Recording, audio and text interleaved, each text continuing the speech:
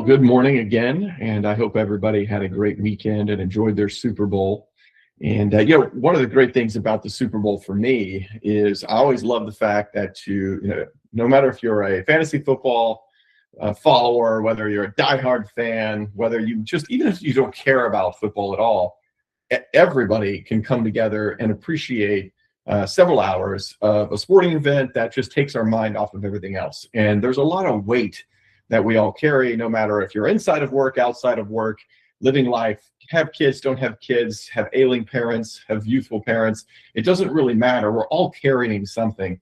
And this allows us a moment to come in and appreciate not just the discipline that the athletes have on the field, but also the discipline of different corporations. And there's a lot of work that goes in to the commercials, to the orchestration. And this is not a political post about a halftime show, but the halftime shows take a lot of work, right? They're not easy. There's a lot of dedication and focus and energy that gets poured in to really making sure that everything goes according to plan. And what I also love about, of course, sports in general is the fact that a lot of times it doesn't go according to plan. You can practice everything down to the nitty-gritty, and at that moment, at that 1 second, it can go all astray, all awry for you. And it's really important everybody kind of understands this is like our life. We all work really, really hard at our current jobs, and then all of a sudden we might be laid off. We've worked really, really hard in our jobs, and we get skipped over for a promotion. We've worked really, really hard. Your leader gets promoted. A new leader comes in. It's a toxic environment. Now we feel stuck. No matter what your situation is, it's the discipline that matters.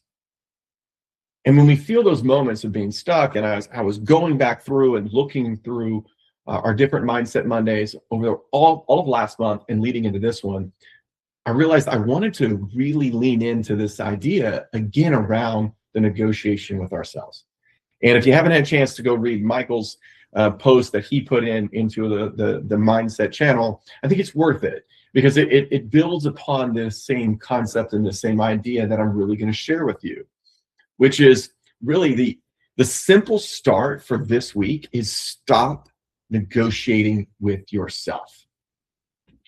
And most people really do not fail because they lack talent. All of us have seen success in our careers, our personal lives, with family and friends.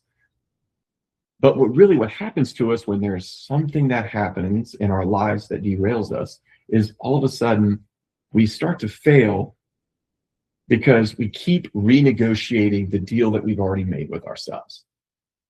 And for job seekers, it sometimes can look like, I'll start tomorrow. I'll do it later. I'll skip today and double up next week.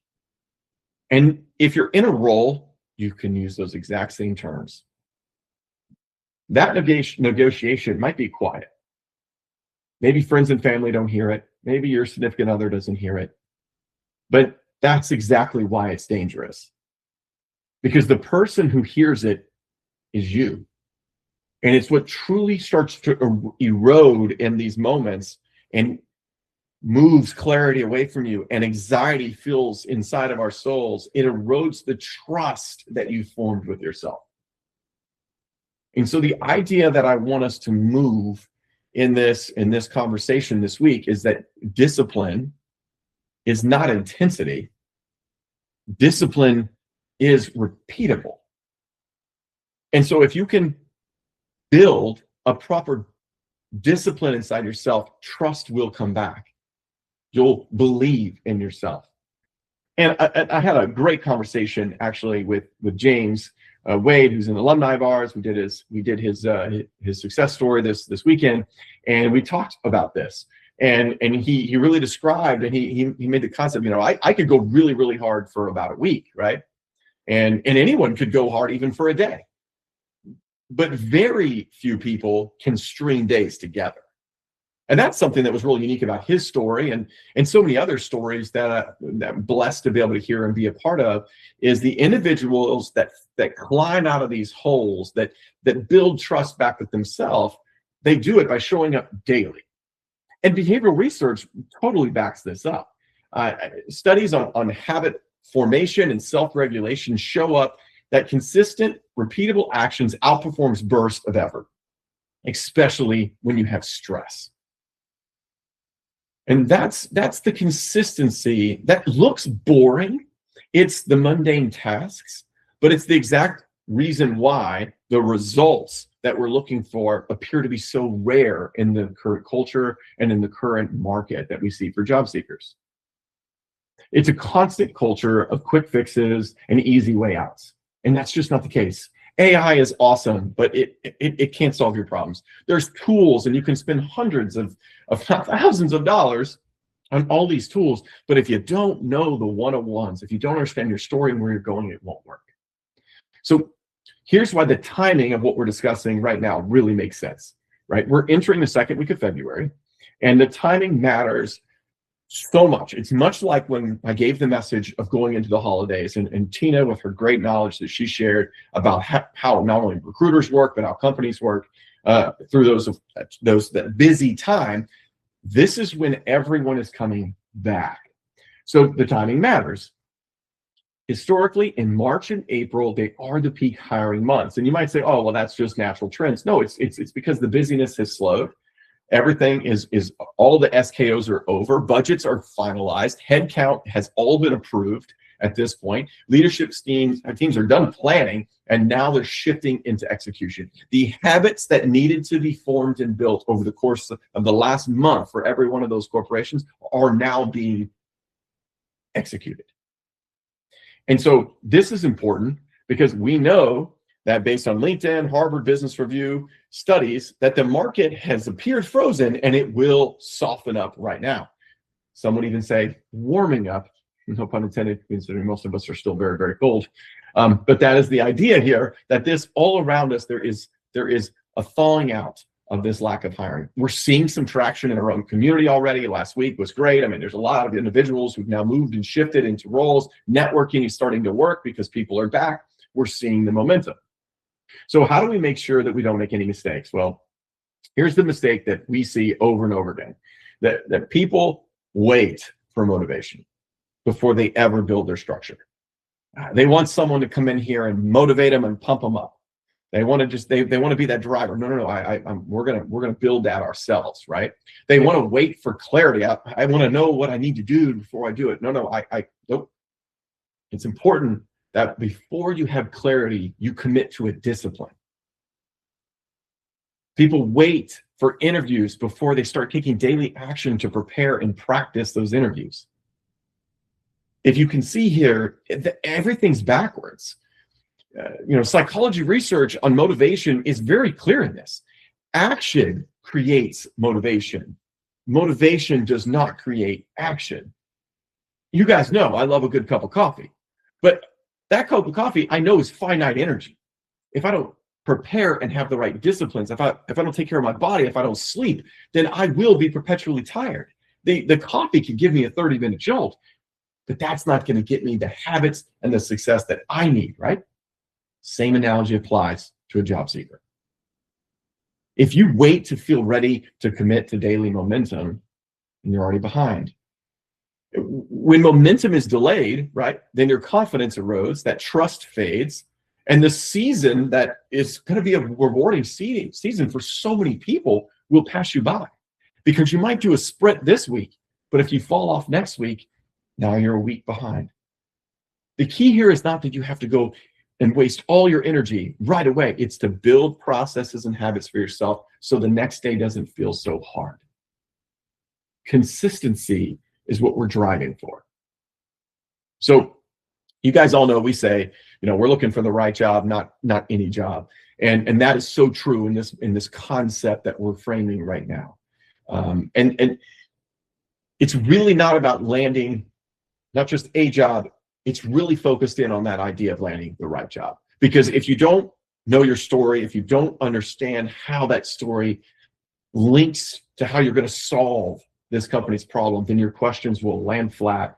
And even if they hire you because of your talent and how great you are, your execution will be slow. You may not be placed on the right team. And then that's where, of course, the fall off happens. So as I think about what we need to do and how we need to do it. One of the things I understand, this is design of Mindset Monday, is to get us in the right frame of mind, but I also want us to be able to take clear, definitive actions. And so today, I no matter where you are in your journey, any of these will actually fit for you.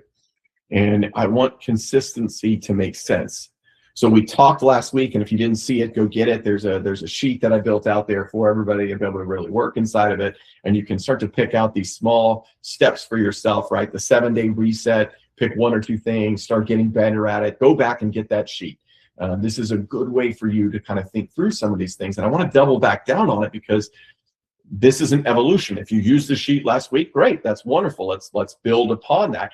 And let's see how those muscles are stronger, those habits are stronger, that now we can take on and do a little bit more. So what does it look like? I don't want you to ever rewrite your resume unless you absolutely have to, because it doesn't tell your story. But a resume refinement is important. Maybe you've gotten some feedback. Maybe you met with Tina, and Tina said, hey, take a look at this and maybe change this bullet point. And I don't understand how this job description lines up to your current trajectory. How do we reword this? Maybe that's the refinement that we might need. We don't need to redo an entire resume unless it's completely non-compliant. But if you have a good, solid resume, make small tweaks based on your story, what you've learned from maybe your networking. Speaking of networking, go back and reevaluate your structure of networking. Think about really clear, obvious answers that are important to you. In other words, who are the warm connections and how you've leaned into them?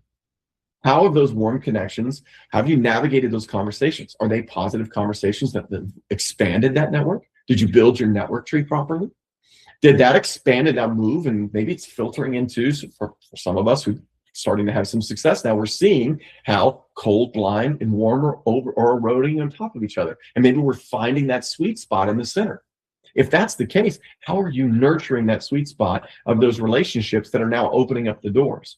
Are we practicing inside of our interviews to ensure that we're building the proper relationships and building value creation so that we can turn a loss to a lead if it's not the right role? No matter where you are, there's something that you can do. You can take a small step today to open up one of these doors. You don't need to have big, huge speeches that you give. You don't need to have big emotional swings this week. I don't need to hear that you figured everything out and everything. No. We just need to take small steps to build some habits that are daily. And that means maybe it's making sure that you're following your 9 to 3 plan. You're up at 9 a.m. Great. That's all you got to do. Be at your desk at 9 a.m. Work with creative items from 9 until 10:30. Great. Check that off your box. Big win. I'm going to reach out to 5 people today. Great. Reach out to those 5 people. Keep it simple, but make sure that you understand that it's a promise you're making to yourself and you keep it. You don't say, I'll do it tomorrow. If you oversleep, great.